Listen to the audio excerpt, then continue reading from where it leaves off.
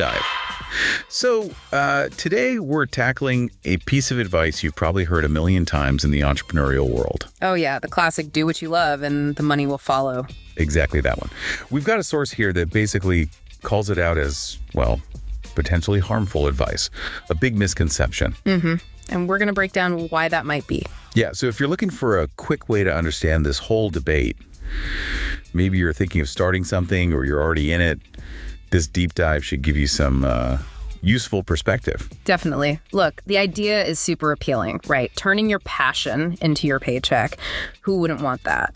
But our source today really argues that just banking on passion alone, it can be a bit of a trap. Dangerously simple. Okay, so the source literally calls it the biggest lie. Strong words. Let's get into why. What are the actual problems with just following your passion? Well, the first big one the source points out is, frankly, not all passions are marketable. You might absolutely love, collecting antique garden gnomes. Yeah. Very niche. And while that's great for you, how many people are really going to pay enough for that passion to build a sustainable business around it? Probably not many. Right. So your enthusiasm, your love for gnomes, doesn't automatically create, customer demand. Exactly. That's a huge disconnect. Passion doesn't equal a market. And, passion also doesn't magically give you business skills. Yeah, that seems obvious when you say it, but I guess it gets overlooked. It really does. Passion is great for motivation, sure, but it won't write your business plan. It won't figure out your product market fit, making sure people actually want what you're selling. Right. It won't manage your finances, do your marketing. All that essential stuff still needs doing. Passion doesn't replace strategy or execution. And the source brings up another interesting point, kind of a twist. What happens if you do succeed in turning that passion into your job? It says it can actually kill the joy, burnout. Yeah, think about it. That hobby you adored, now it has deadlines. It has complaining customers, maybe. You have to worry about taxes, about constantly selling it. The pressure builds up. What you did purely for love now becomes an obligation, something you have to do to pay the bills. It can really suck the joy right out of it. That makes a lot of sense. Yeah. Suddenly the fun is buried under, just work.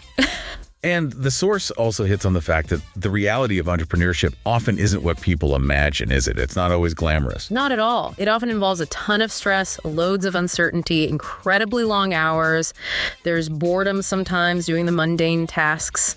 And there's sacrifice, the very real possibility of failure.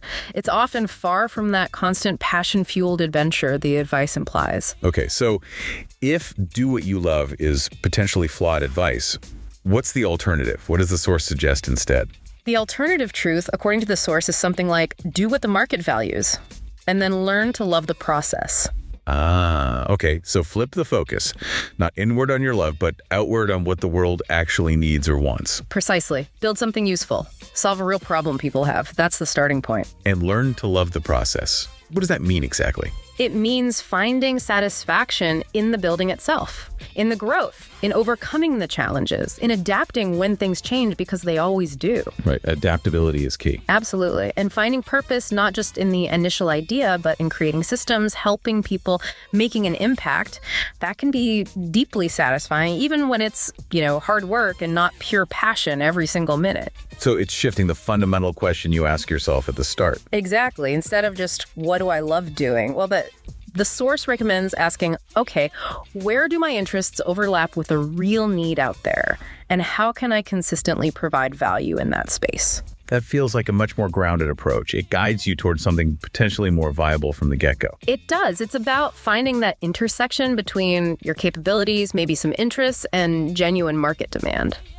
So, wrapping this up, the core takeaway seems to be passion. Great motivator, maybe a starting spark, but it's not a business strategy on its own. Not on its own, no. You absolutely need to understand the market, focus on delivering real value, and build the skills to actually run the business. That's what leads to sustainable success. Passion might get you started, but value keeps you going. Well put. Okay, so here's a final thought for you to chew on. Yeah. Think about the real difference between something you enjoy purely as a hobby versus something that could be a genuine solution someone would pay for. How might shifting your focus, even slightly, from just your passion to what the market needs? How might that change how you look at new business ideas, or maybe even your current job? Definitely something to consider. Thanks for diving deep with us today.